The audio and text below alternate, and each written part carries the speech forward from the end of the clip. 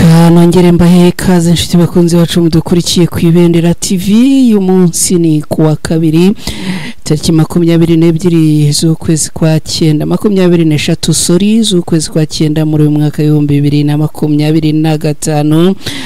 kaze makuru agezweho kuri aya masaha turaza kubabwira yuko muri Kivu y'Amajyepfo muri Repubulika Iharanira Demokarasi ya Kongo imirwano hagati y'abarwanyi b'umutwe wa M23 na FARDC abarundi na Wazalendo iracyakomeje kugeza ubu ngubu ibintu byifashe gute.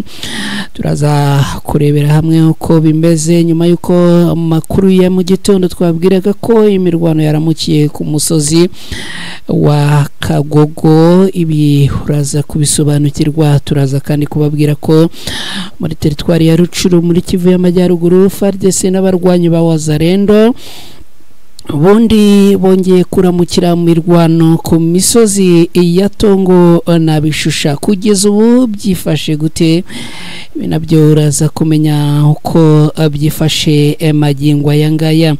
turaza kandi kubabwira ko igisirikare cya leta ya Kongo FARDC bamaze gutangaza ko mu gihe abarwanyi b'umutwe wa M23 batarafata Katanga ngo ibyo abarimo ntacyo abibatwaye na gito. Perezida Tshisekedi wa Repubulika Iharanira Demokarasi ya Kongo yongeye kwijundika u Rwanda ndetse arushinja kumutwarira abaturage. Ibi nabyo uraza gusobanukirwa neza uko bimeze muri teritwari ya Walikale muri Kivu y'Amajyaruguru. Abawazalendo abasahuye umudugudu wose baraweza ntibagira ano munyukurushye bahasiga. Bi uraza kubisobanukirwa hano ku Ibendera TV. Indaza kandi kubabwira ko abakomando abashya bamaze ushyirwa hagaragara n'igisirikare cya leta ya Kongo FARDC, ariko ngo mu byo babasabye ntago harimo kurwana n'abarwanyi b'umutwe wa M23 uri mu mujyi wa Bunia. uraza gusobanukirwa neza ibi bintu ko byifashe. Abasirikare b'amapeti yakomeye cyane mu gihugu cy'u Burundi bagera ku 9 nibo amazina yabo yamaze kumenyekana ko baturutse igisirikare cy'igihugu cy'u Burundi bitewe no gutinya abarwanyi b'umutwe wa M23. Ibi byose rero ugiye kwisobanukirwa hano ku Ibendera TV muri aya makuru agezweho muri aya masaha. Reka nongere nkwibutse niba wamaze kugera hano gukora like hazonga kugira ngo mbone ko turi kumwe. Niba ari ubwa mbere ugeze hano kandi ndagusaba gukora subscribe. mu gihe ukora subscribe kandi ndakwibutsa gukora no kuri akano kameze nk'inzogera ni signe dora notification kugira ngo butaha makuru ajya kugeraho datakaje umwanya kujya kuyashakisha ahubwo ajya kwizanira. Mwese rero mbahaye ikaze muri aya makuru. mu kanya gato ngiye kugaruka twinjiramo ku buryo burambuye.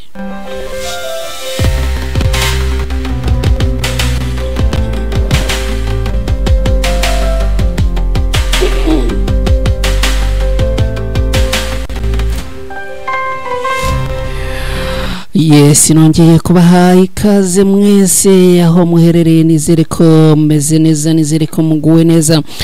Reka aya makuru rero tuyahere muri Kivu y'Amajyepfo, ariko mbere yo kuyinjiramo ku buryo burambuye kanongere mbasuhuza abantu mudukurikira muherereye Kayonza, abantu mudukurikira muherereye Nyagatare, abari Rwamagana, abari mu mujyi wa Kigali, mu turere dutandukanye, abari Gicumbi, abari Rurindo, abari mu Gakenke, Musanze, Rubavu na Karongi na Rusizi na Huye. mwese ikaze. abantu baherereye muri Repubulika Iharanira Demokarasi ya Kongo, mu Burundi, mu Bugande, Tanzania, Kenya, Sudani, Zambia na Zimbabwe namwe ikaze. abaherereye mu gihugu cya Norvège, mu Bubiligi, mu Buholandi, mu Bwongereza, mu France, mu Butaliyani Leta Zunze Ubumwe za Amerika na Canada namwe tubahaye ikaze muri aya makuru.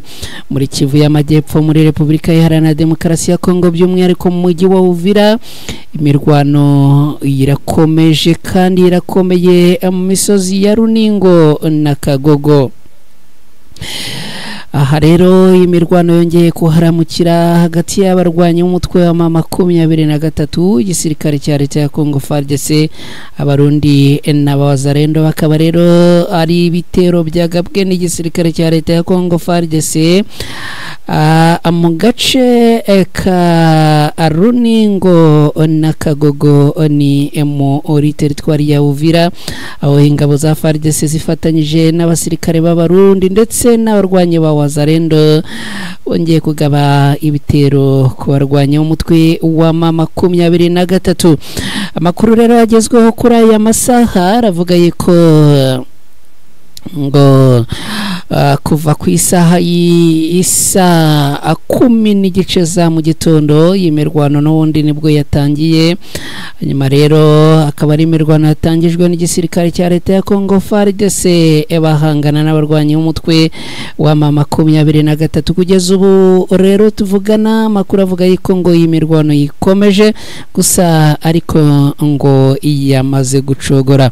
Abasirikare bagera kuri 2 ba FARDC bamaze gutakariza ubuzima muri iyi mirwano, abandi bagera kuri 7 barimo n'abarundi bakomeretse bikomeye.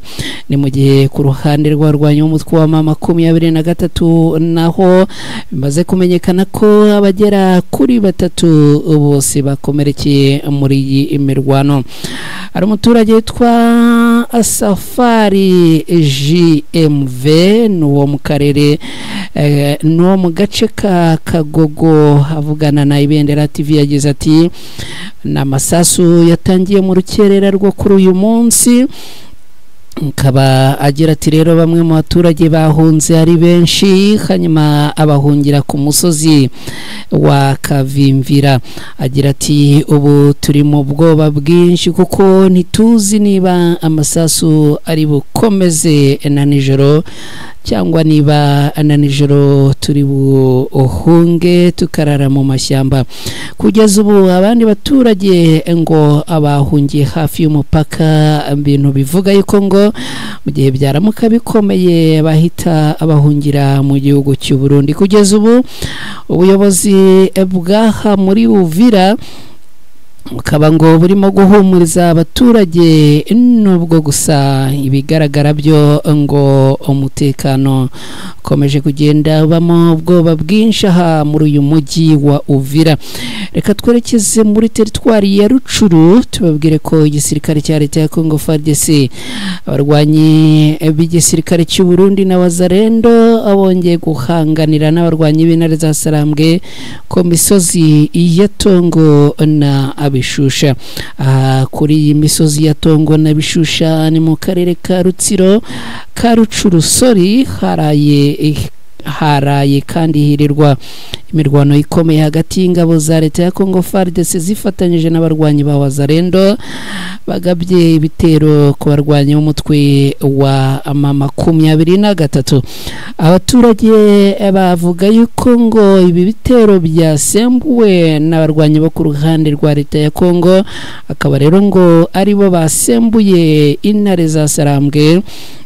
Akaba ari imirwano ngo yatangiye hagana amasaha y'ijoro gakomeza mu rukerera. Kugeza ubu ngubu rero ngo iyi mirwano yacogoye, ariko kandi bikavuga yuko ngo iki gisirikare cya leta ya Kongo FARDC nabo bari kumwe ngo bashakaga kwirukana abarwanyi b'umutwe wa M23 muri ibi bice.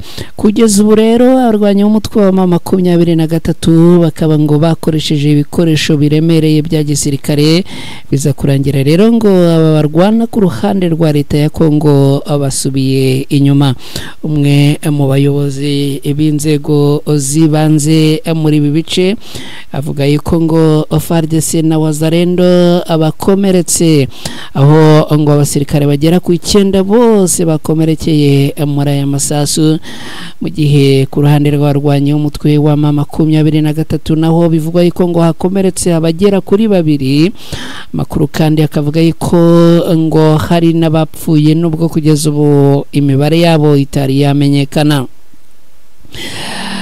Ngibyo rero ibyo twababwira bigaruka muri iyi mirwano yaramutse yaba kuva mu rukerera kugezana n'ubu ngubu.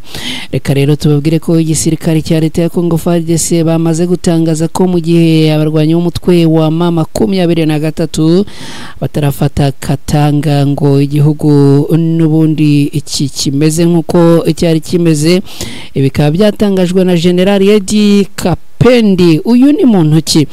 General Edi Kapendi Rungu no umuyobozi w'akarere ka 22 ka gisirikare gaherereye muri ho Katanga. Akaba yavuze ko nubwo abarwanyi ba Alliance Fleuve Congo M23 bafashe ibice byinshi mu burasirazuba bwa Repubulika Iharanira Demokarasi ya Congo, ariko ngo igihe cyose batarafata Katanga ngo Congo izakomeza kugira ubusugire.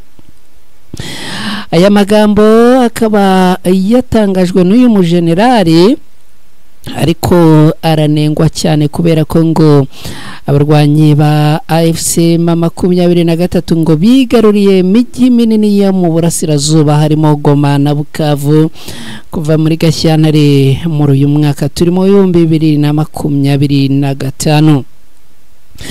General Edi Kapendi yagize ati dufite kandi inshingano zo kurinda ahacukurwa amabuye y'agaciro kugira ngo aha hantu hataba ahantu ho guhurira n'imitwe yitwaje intwaro ishobora guhungabanya umutekano w'igihugu. Yashimangiye ko ngo Katanga ari agace k'ubukungu, politike ndetse n'imikoranire.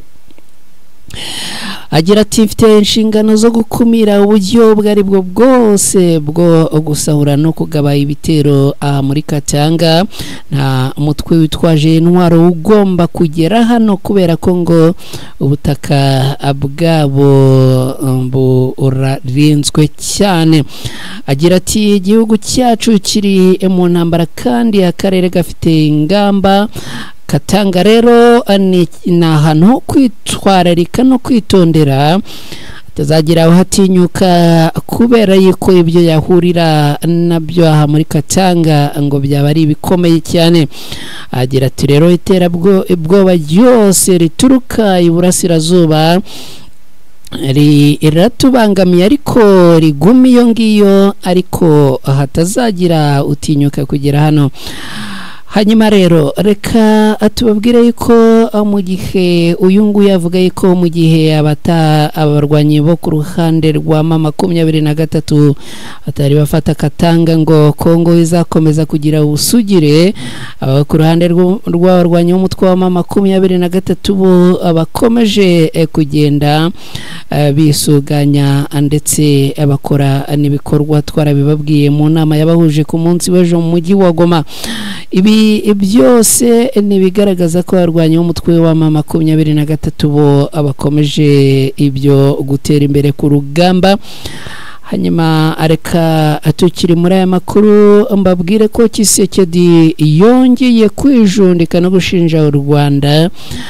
Noneho byabaye ishyano ko yongeye yavuze yuko ngo u Rwanda ari kurushinja kumwibira abaturage. Perezida wa Repubulika Iharanira Demokarasi ya Congo Felix Tshisekedi yongeye gushinja u Rwanda mu majwi arushinja kuba ngo ruri gutegura uduce two kwimuriramo abaturage be. Uyu mugabo ibi yabigarutseho mu kiganiro yagiranye n'abanyamakuru New York muri Leta Zunze Ubumwe za Amerika aho yitabiriye inteko rusange y'umuryango w'abibumbye. Tshisekedi yabwiye abanyamakuru ko mu duce twa DRC u Rwanda rwigaruriye ubwicanyi ngo bushingiye ku bwoko ngo buri kuhabera kandi ngo byagaragajwe n'imiryango mpuzamahanga myinshi irengera uburenganzira bwa muntu. yakomeje agira ati u Rwanda rurashaka gutera ubwoba abaturage babasanga butaka ndetse no kubimura mu rwego rwo gutuza aho batuye abaturage bashya. Perezida Tshisekedi yavuze ko ngo hari abanyekongo bagize ibyago byo kuva mu byabo hanyuma ngo basubiye mu duce bakomokamo basanga ngo twaratujwemo abandi bantu. Tshisekedi yasabye ko u Rwanda ngo rwafatirwa ingamba zirimo n'ibihano mu rwego rwo kwirinda amarira y'ejo hazaza. Tshisekedi yashyize ibi birego bishya ku Rwanda nyuma y'amezi 3 igihugu cye gisinyanye nabo amasezerano y'amahoro. Uyu mugabo yavuze ko aya masezerano yashyiriweho umukono i Washington atarabasha gutanga umuti ku makimbirane y'ibihugu byombi ngo kuko u Rwanda rukomeje kuyadindiza. Yagize ati u Rwanda rwabeshye ko ruzacyura ingabo zarwo ariko mu by'ukuri rukomeje kongera ubufasha bwarwo kuri M23. Ibi rero bikaba byongeye gukomera no kuzamura undi mwuka hagati y'ubu buyobozi bwo muri Repubulika Iharanira Demokarasi ya Kongo. Reka twerekeze muri teritwari ya Warikare. Abawazarendo basahuye umudugudu wose baraweza ntibagera n'umunyu rugera basiga. Umudugudu wa Rukoma uherereye hagati ya Kikamata ya mbere na Buhenje muri groupement ya Ruberikini muri teritwari ya Warikare muri Kivu y'Amajyaruguru wasahuwe urezwa burundu. Ikaba ibi byarabaye ku cyumweru tariki 21 Nzeri. Uyu mudugudu ukaba rero wasahuwe n'inyeshyamba za Wazarendo nkuko bitangazwa n'ibitangazamakuru birimo na Activity SCD. Amakuru yatanzwe n'abaturage kandi avuga ko abasahuzi bitwaje intwaro zirimo imbunda bahageze mu gitondo cyo kuri iki cyumweru mu gihe abaturage biteguraga kujya gusenga ngo bararashe amasasu menshi batangira gusahura ibintu by'abaturage. Abasahuwe ngo bavuga ko abateye bakekwaho kuba mutwe witwaje intwaro wa Mouvement d'Action pour le Changement amake bagiye mu nzu y'undi muturage naho ngo batwara ibintu byose byari bihari. Aya makuru yemejwe n'abantu batandukanye barimo abayobozi gakondo abo mu nzego zibanze bakabongeraho ko ngo n'abagenzi tambuka cyangwa se abanyuraga muri Rukoma igihe byo byabaga nabo ngo bagiye bamburwa ibyo bari bafite byose. Abamotari batwaye ibicuruzwa bivuye muri Goma berekeza Warikare nabo baguye mu maboko y'abarwanyi. Bivugwa ko imitwe myinshi itwaje intwaro ikorera muri kariya gace irimo Make, Uhuru, APCRS, NDCR na Raia, Kujiyombowa na M23. Rero akaba ngo ari imitwe babara nkaho ari imitwe yitwaje intwaro. Abatuye muri kariya gace k'umurenge wa Waniyanga bagaragaza impungenge z'umutekano wabo mu gihe bakikijwe n'iyo mitwe yitwaje intwaro yose igaragara muri aka gace. Ngibyo rero reka rero noneho tugaruke kuri ya inkuru y'abakomando kabuhariwe ba FARDC. N'abakomando ba FARDC bazwi nka Tigre bamaze kwiyerekana ku mamoto mu Karasisi mujyi wa Bunia mu gihe gisirikare cya leta ya Kongo kivuga ko abasoje imyitozo yabo yiswe Komando Wewa. Ni imyitozo rero abamaze igihe baherwa hanga muri uyu mujyi wa Bunia mu Karasisi. Rero ku mamoto bagaragaza ibyishimo byinshi bari bafite n'intwaro zabo, bintu bigaragaza ko ngo bambariye urugamba. Icyakora ariko muri misiyo cyase mu butumwa bahawe ngo ibyo kurwana n'abarwanyi b'umutwe wa M23 ntibirimo, ahubwo ngo akazi kabo ngo nuguhashya amabandi mu murwa mukuru w'intara ya Ituri, by'umwihariko mu mijyi irimo na Bunia. Reka atugana ku musozo rero tubagezeho aya mazina agera ku 9 yose y'abasirikare bakuru b'igihugu cy'u Burundi bivugwa ko bahunze bazize gutinya abarwanya umutwe wa M23. Abasirikare rero bagera ku 9 bose baturutse igisirikare cy'u Burundi kubera gutinya abarwanya umutwe wa M23 ngo no kurambirwa gukoreshwa nk'abamercenaires, kuvuga nk'abacanshuro ba Perezida Neva w'iki gisirikare w'iki gihugu cy'u Burundi. Hari n'abandi benshi barimo n'abazwi mu bakuru ngo nabo batorotse.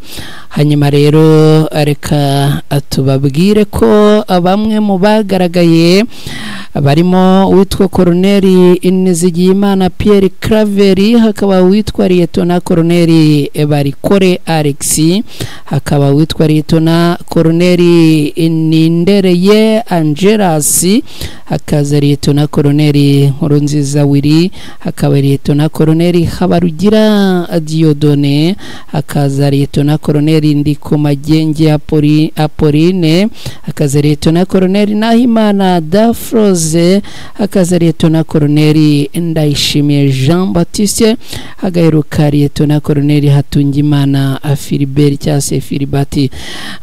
Ya makuru rero agaruka kuri abasirikare bahunze igisirikare cy'u Burundi, bikavugwa yuko ngo abanze guhangana n'abarwanyi b'umutwe wa M23, dore ko ngo bari mu bagombaga koherezwa muri Repubulika Iharanira Demokarasi ya Kongo ku rugamba.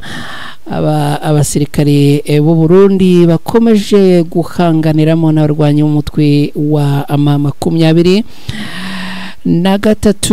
Ngibyo ko byifashe inshuti bakunzi bacu, mwari kumwe natwe muri za updates zari zigezweho aya masaha. Ni munyemerere mbashimire cyane kandi mbifurize gukomeza kugubwa neza, bari kugenda muri gahunda zitandukanye, ubwo navuga bavuye mu kazi, abari mu bindi bikorwa, namwe tubifurize gukomeza kugubwa neza mwese. Imana komeze kubana na gahunda za Ibendera TV nakagaruka mwese. Bye, ciao ciao.